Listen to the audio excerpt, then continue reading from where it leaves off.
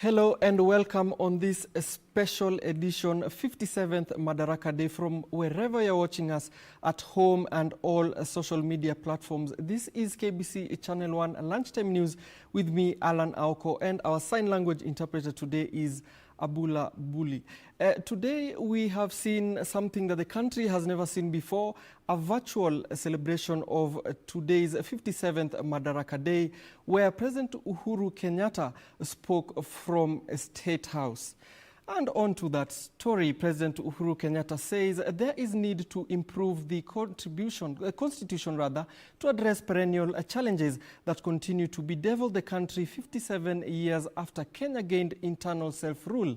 In his Madaraka Day speech delivered at State House, Nairobi, the president said the chance will provide the country with an opportunity to realize the dream of its forefathers who anticipated a united and prosperous country. President Uhuru Kenyatta has at the same time directed the Ministries of Interior and Education to work on guidelines and protocols on the gradual reopening of places of worship and schools. 3, to fight what the Founding Fathers called ignorance. My administration has carried out extensive reforms in the education sector to make it more competency-based and to allow our children to be better prepared for future jobs. We have secured the place of pride in the continent as the home to the highest transition from primary to secondary education on the African continent. Additionally, the technical and vocational training is taking root as we seek to reposition our human resource for the ever-evolving world economy. But the human side of these reforms has also focused on electrification. We have connected 99% of all our schools to electricity. And as we did this, we also realized that a substantial part of learning happens at home, even in better days. That is why we were motivated to do our last mile program, connecting homes to power. For the record, it is indeed worth noting, fellow Kenyans, that after 78 years of colonial rule and 50 years of independent administration, only a total of 4.5 million households in Kenya were connected to electricity. But from 2013, and in only 7 years, we have connected close to 3.5 million households, bringing the number of households connected to electricity close to 8 million. This means that we have done 15 times more than the previous administrations to connect our people to electricity.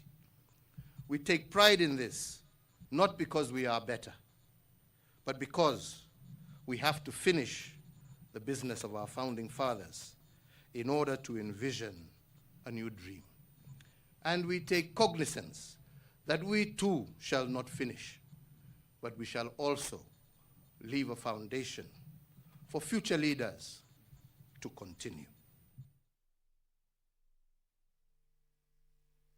Asking Kenyans to rally together during moments of darkness, just as our founding fathers did when they were looking for self-rule. But now we'd like to cross over to State House, where we have our very own Beatrice Gatonye live from State House to give us a glimpse of what we were able to get from the celebrations there. Beatrice Gatonye, if you can hear me, tell us, what can we pick from today's celebrations?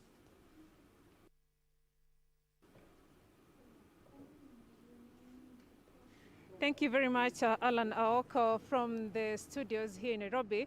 I'm coming to you live from State House, Nairobi, where the first virtual Madaraka Day celebrations have been held here, with President Uhuru Kenyatta taking Kenyans through a journey the country has made 57 years since it gained self-rule. Today, President Uhuru Kenyatta has been keen to talk about the things he wants his government to improve, and even the future leaders to improve.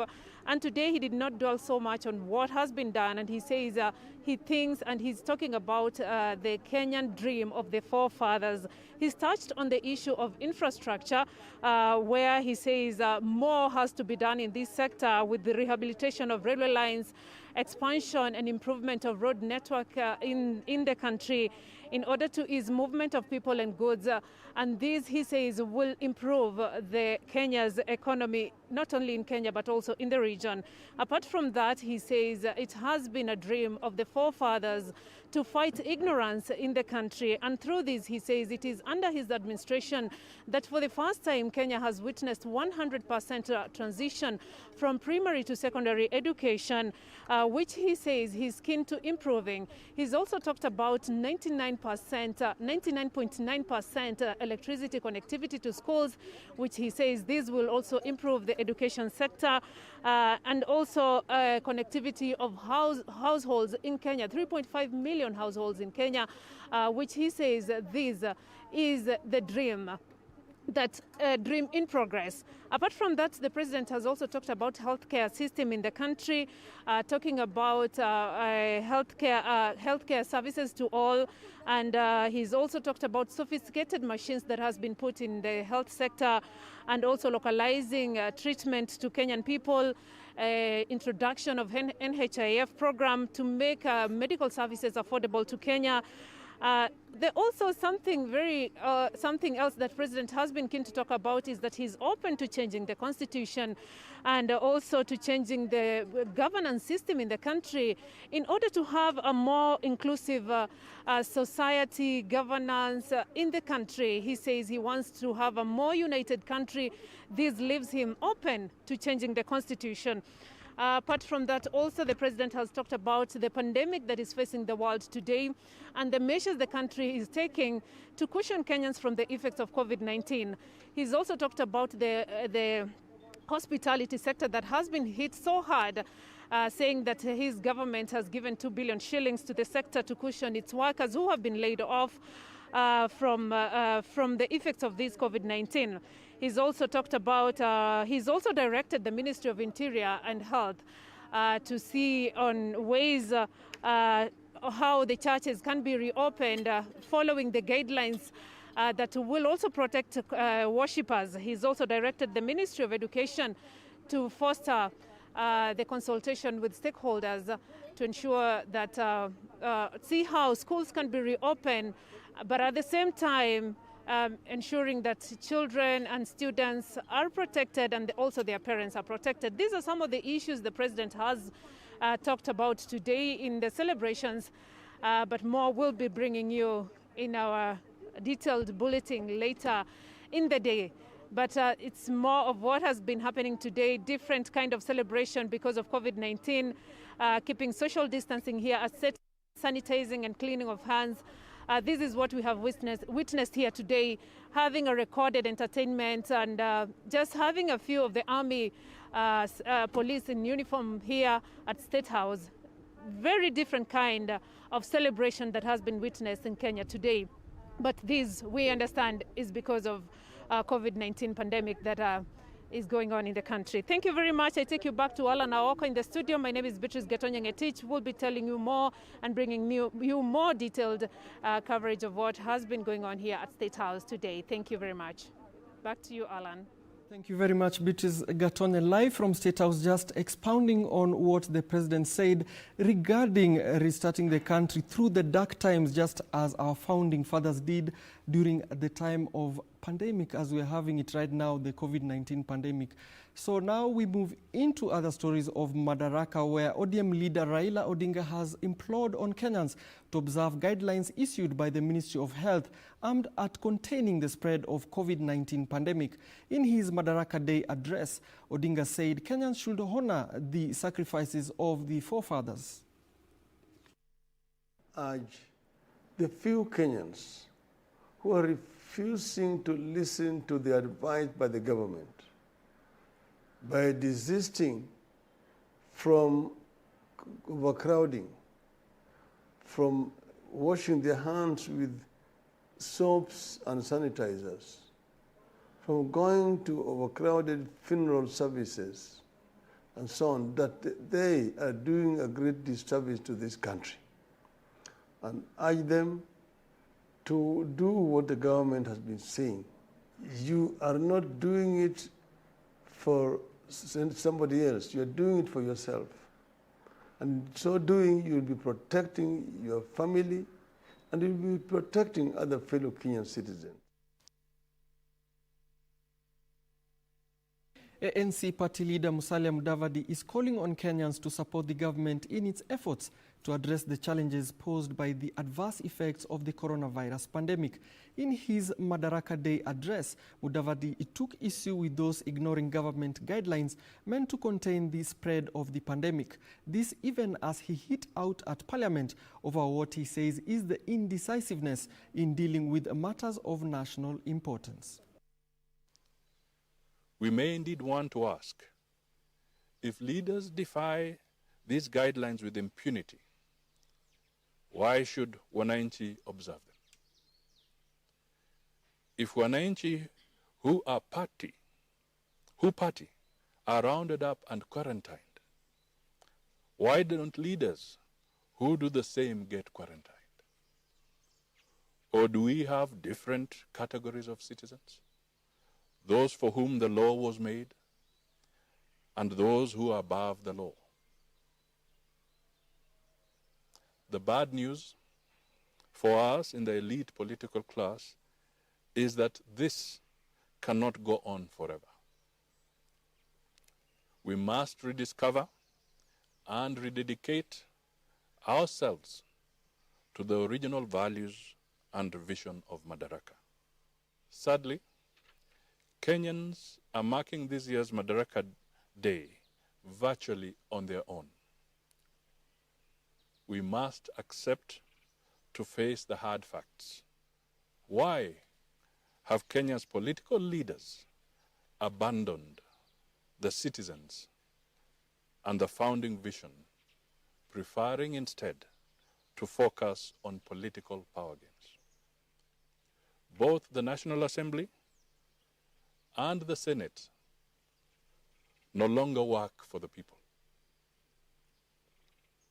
With very few exceptions, the legislature is now the forum of self-seeking individuals.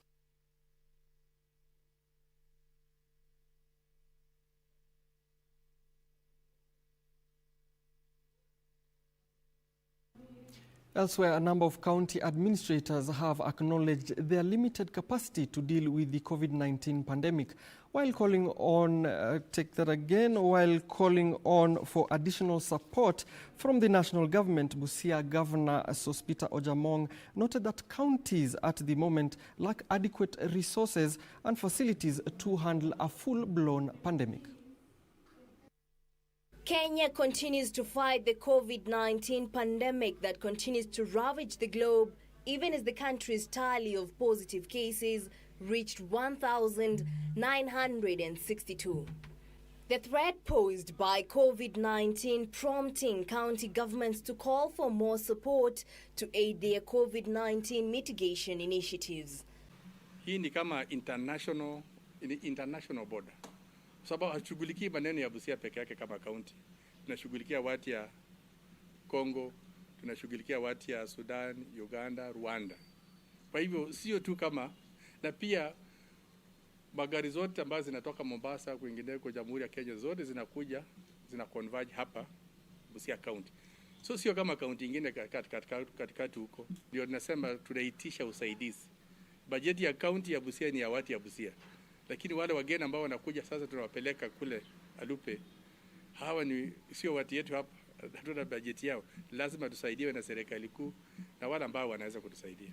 Moreover, Busia Governor Sospita Ojamong urged the national government to put in place additional mechanisms to curb its spread, even as he made a case for mass screening to ascertain the extent of disease spread. Most of these truck drivers do not comply with the Ministry of Health directive that requires them to be tested at their counties of origin and have a negative result certificate before embarking on a journey. Nafikiri kutokea sasa ndio tunaomba usaidizi kutoka kwa serikali kuu ituongezee vitu mingi tujaribu kufanya testing kwa watu yetu pia katika miji tofauti tofauti, kwa sababu saa hizi tuna centers mbili za kufanyia testing yetu ya Busia referral na kule Alupe, lakini tunakosa zile reagents na labda medical staff ya kutusaidia. In Nyeri County, Abao Now's 2 employees tested positive for COVID-19 virus was picked up by authorities and taken to the quarantine facility at Wambogo Agricultural Training Center. The bar proprietor allegedly flouted directives to self-isolate for 14 days after undergoing testing Sunday. Hao wawili wako Mount Kenya Hospital na wanahudumiwa vizuri na wanaendelea kuhudumiwa na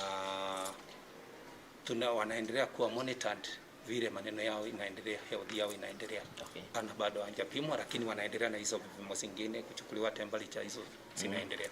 The suspect has however lamented the move, citing discrepancies on the COVID-19 results. Ripoti ilikuja 28th of May. Lakini siku hiyo ripoti ilikuja 2. Moja ilisemekana wafanyakazi wangu wote ni negative. Tena tukatumia ingine saa 9:30 kwa WhatsApp ikionyeshana ati wawili wako positive. Na hii ndio nilitumio aditisota na kalamu. Rekodi mbili ni nani serikali ni rekodi gani serikali walitumia? Serikali inaendelea na kuokota contact wale walikuwa na wale watu.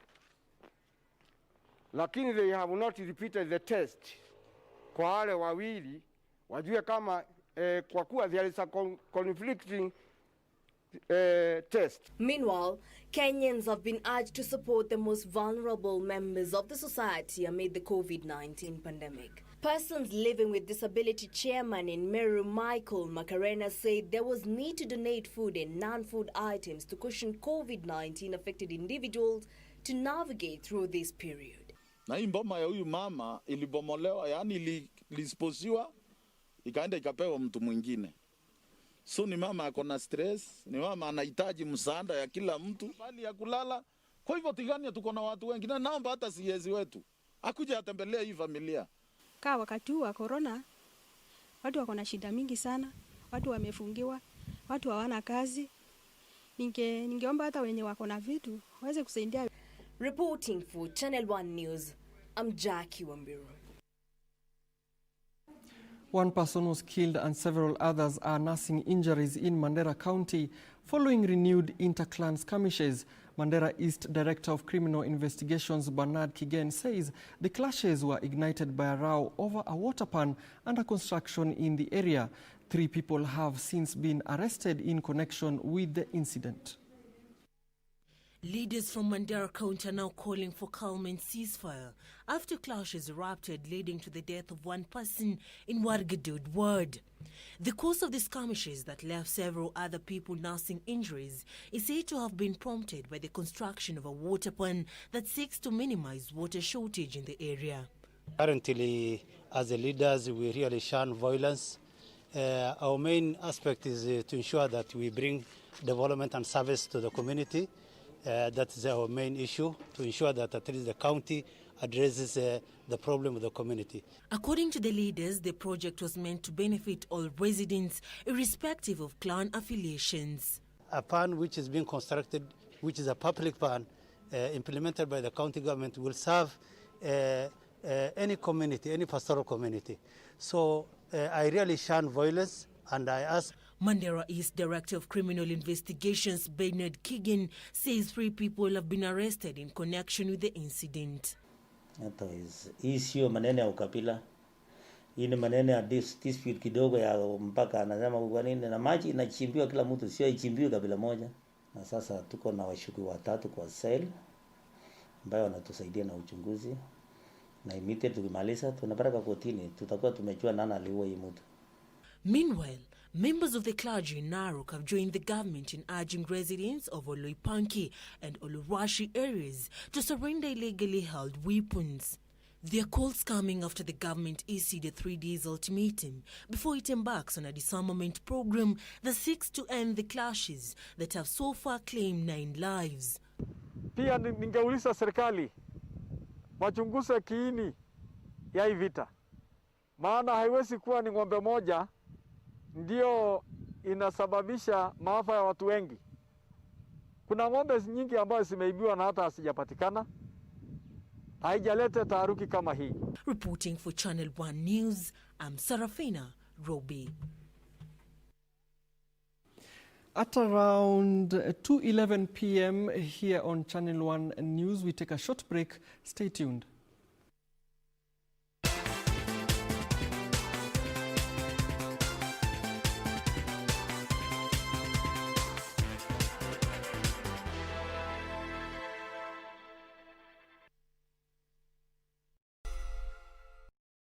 Virusi vya korona vinazidi kuenea haraka kote ulimwenguni, na kwa sasa hakuna dawa au chanjo ya kuzuia. Husambaa wakati vijitone kutoka kwa mtu aliyeambukizwa vinaporuka akiongea, kukohoa au kupiga chafya. Vijitone hivi hutua kwenye sehemu ambazo mikono hushika na huwezi kuviona, lakini hata kama huvioni haimaanishi kuwa hakuna, na unaweza kuambukizwa unapogusa uso wako, pua, mdomo au macho. Ili kusaidia kuzuia kuenea kwa virusi hivi, sote tunahitajika kufanya mambo matano. 1. Fuata hatua hizi: kuosha mikono yako mara kwa mara na sabuni na maji kwa angalau sekunde 40.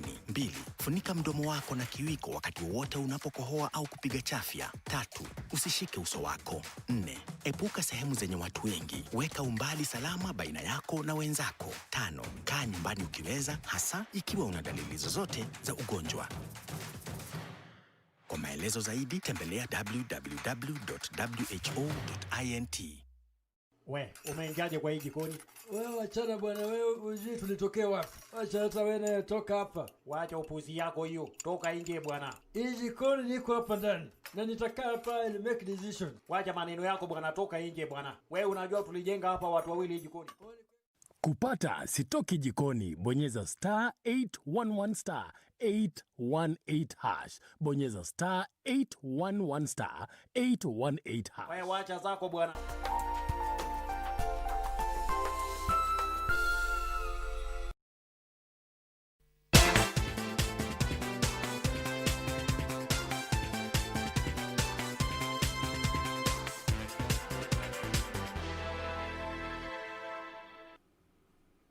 Welcome back. We are glad you're still with us. Now, a number of villages in Lamu have been cut off from the rest of the county by floods. The raging floods have left hundreds of residents stranded for the better part of 1 week as their homes remain marooned amid concern over a looming humanitarian crisis. Now, the situation is so dire given that it has become hard to deliver relief supplies to a majority of the affected families.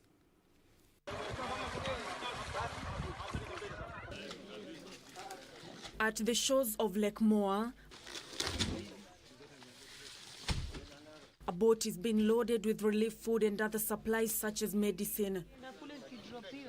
After all is set, it embarks on a journey, the destination being Chalaluma village, a journey estimated to take about an hour. And as you approach the village, the havoc caused by the flood water is evident.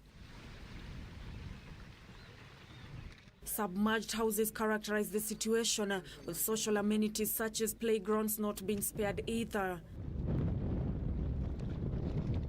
And as they go about their day-to-day activities, the area residents who are cut off from dry land are unable to fend for their families, and this aid comes as a relief to them as many have been rendered jobless. Ile nyumba ambayo zimesombwa na maji si nyumba ya kuregewa. Ni serikali watufanyie mpango kabambe ya kutujengea makao mapya. Kila moja nyumba yake imeanguka. They lament exposure to crocodiles, hippos and snakes that have infested the waters, even as they stare at the possibility of contracting waterborne diseases. Magonjwa ya matumbo yameanza kuonekana hapa na pale. Mama akitaka kuzaa leo ibidi tutumie njia ya kienyeji, kwa sababu kama alikuwa hakuna maji tunapita na pikipiki, tunaweza kwenda hata hospitali, lakini sasa kuna maji Istosha hata ikitokea emergency, dharura yote ile, mwanamke akitaka kujifungua lazima watu watumie njia kienyeji. Kijiji cha Chalaluma kina familia 297 ambao wote hao wameweza kuathirika. Katika hizi familia 297, familia 132 nyumba zao zimeingia maji kiasi cha kuwa huwezi hata kuishi. The residents and area leaders now pointing an accusing finger at KenGen for their woes, saying it releases water downstream causing the perennial flooding. KenGen wametuathiri vibaya sana. Haya maji kama si wao, maji ilikuwa kila mwaka yanakuja. Lakini ni maji tu ya kiasi, si maji ya kutisha watu. Lakini mara hii wametufungulia maji bust. Kule zilitolewa recommendation nyingi. Recommendation ya kwanza waliambiwa hiyo damu yao waongeze ukuta. Na mpaka sasa haijaongezwa. Waliambiwa waende wa sensitize wananchi walioko katika hiyo maeneo, wawaambie lini itakuja mvua na ikija mfanye nini, muondoke nini. Huku kama Lamu hawakuja hata siku moja. Wamekuja juzi kuleta 50 bags za chakula. Nancy Okware, Channel 1 News. Now, over 20 contractors and suppliers drawn from different parts of Garissa County are up in arms over alleged pending monies owed to them by the county government. The contractors who rendered services to the county during the previous regime now want the administration to honor their pay.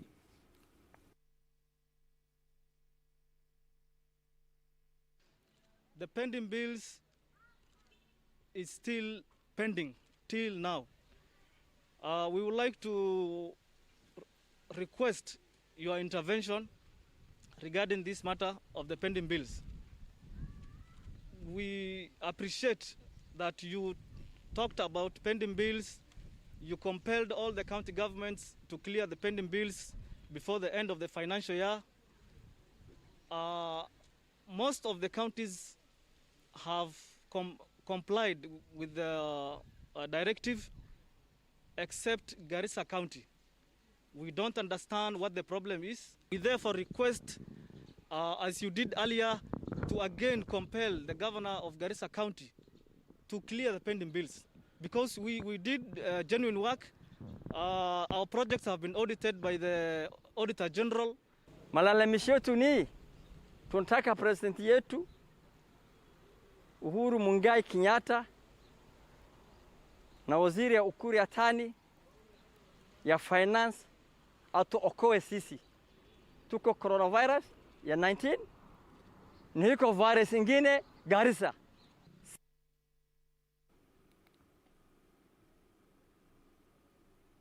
Elsewhere, Loima MP Jeremiah Lomorukai is calling on the Ethics and Anti-Corruption Commission to investigate what he terms as rampant corruption in Turkana County.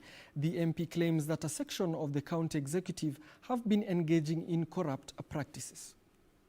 Claims of rampant corruption have rocked Turkana County, with Loima MP Jeremiah Lomorukai calling on the investigative bodies to probe a section of the county executive whom he claims are taking advantage of the legal loopholes. I want the instruments of law to investigate what the money of Turkana is doing. Because from the time that money came to Turkana County, what is that money doing? Personally, not because of anything. I feel the corruption in this county, in Turkana County, it has now become a bigger syndrome to fight.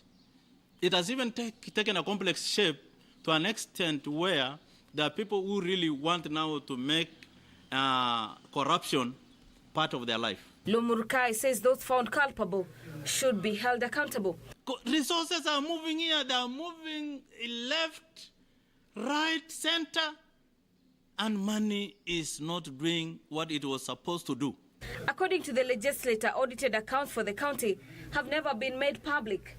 Since the inception of devolution, a situation he claims have offered individuals a leeway to loot public funds. But if you can see some houses in that town, people cannot change them if you are not providing a way to modernize your town. That is what a governor, a responsible governor, should do.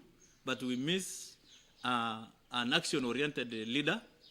We only have leaders who know how to make noise to the loudest, but actionless. For Channel 1 News, I'm Gladys Mungai. Latin America's death toll has surpassed 50,000, with cases nearing 1 million, with countries such as Brazil, Chile, Mexico and Peru struggling to stem the tide. The number of coronavirus fatalities in Brazil has risen by almost 1,000 in a day, making the country's overall death toll the world's fourth highest. In its figure of 29,314, it has now surpassed France and only the United States, the United Kingdom and Italy have recorded more deaths. The fight against COVID-19 continues to look bleak in the world's newest epicenter, South America. Brazil has now recorded more than 514,000 cases of the virus, more than any country save for the United States. Meanwhile, the number of cases recorded in hard-hit Peru rose to over 164,000, with the total death toll surpassing the 50,000 mark.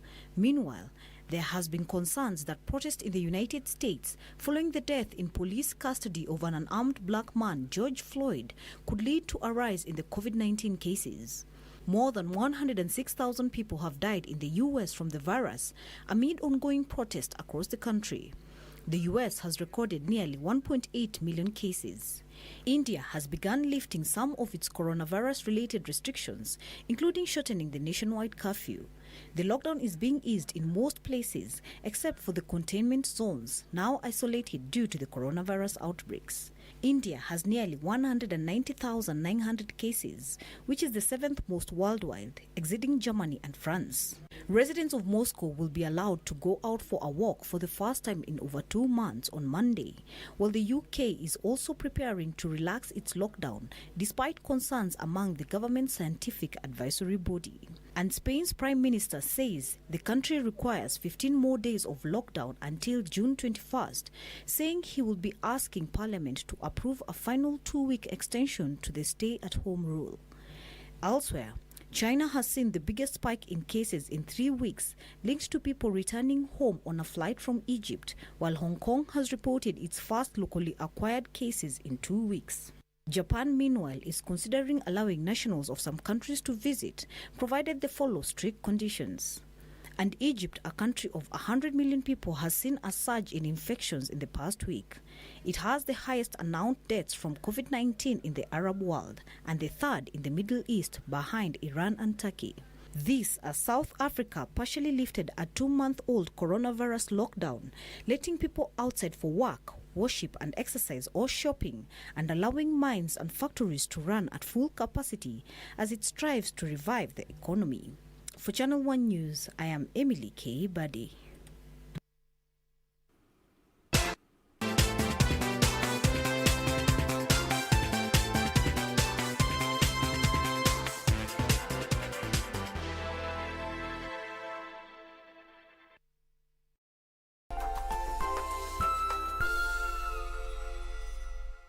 Je, ungependa kujua jinsi ninavyojizuia kuambukizwa au kuambukizana virusi vya korona? Ni rahisi. Mwanzo, ninaziendesha shughuli zangu zote za kikazi na hata za kibiashara kutoka papa hapa nyumbani kwangu. Baadaye, ninaitunza mwili wangu vyema kwa kuiweka katika hali iliyo sawa kupitia mazoezi ya mara kwa mara na pia lishe bora. Mwishowe, ninaungana na jamii yangu pamoja na marafiki zangu kupitia njia ya simu au mtandao ili kuzuia dhiki na upweke wakati huu mgumu. Kumbuka, haijalishi kama uko na virusi vya korona au la, salia nyumbani, uokoe maisha.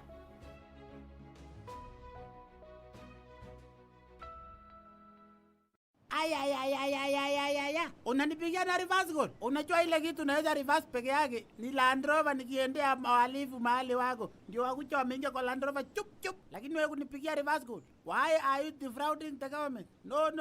Look for the airtime and call me. Okay? Kupata police reverse, bonyeza *811 *960 #. Bonyeza *811 *960 #. Unasikia? On the next episode of Corner. Why don't you just admit You're scared Julia will choose him over you.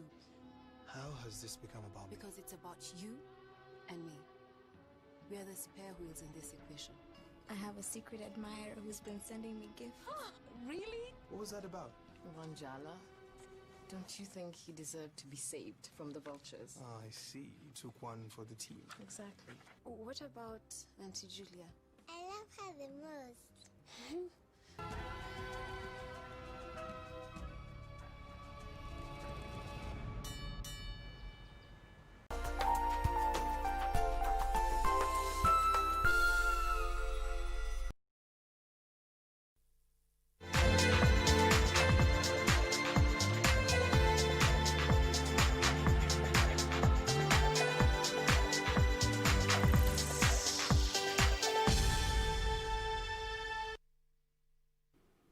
Welcome to sports. Now, Spanish side Valencia has hit out at Atalanta head coach Gian Piero Gasperini after the Italian confessed to attending the second leg of their Champions League last 16 tie in Spain despite suffering from coronavirus.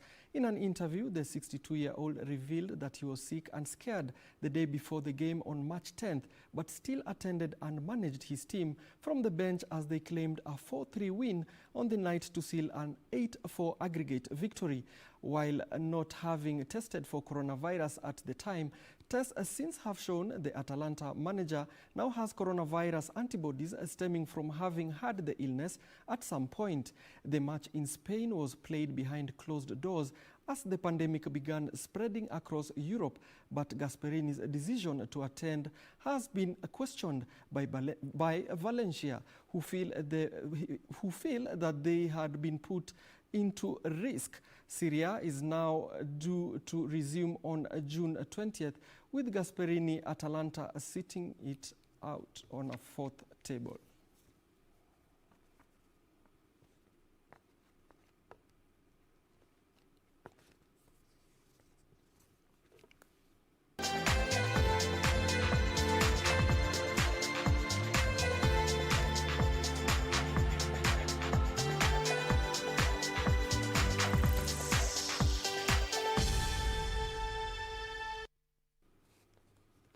Well, that was it for today's special edition 57th Madaraka Day lunchtime news from here, KBC Channel 1. My name is Alana Oko, and our sign language interpreter has been Byron Abula. But before we go, I'd just like to mention some of our viewers who are interacting with us on social media. I'd like to thank Elkana Langat, Jacob Okello, Paul Kimathi, and Abdush Kalmalim for interacting with us about the show and beyond. Do stay tuned for other stories in our subsequent bulletins. For now, it's goodbye.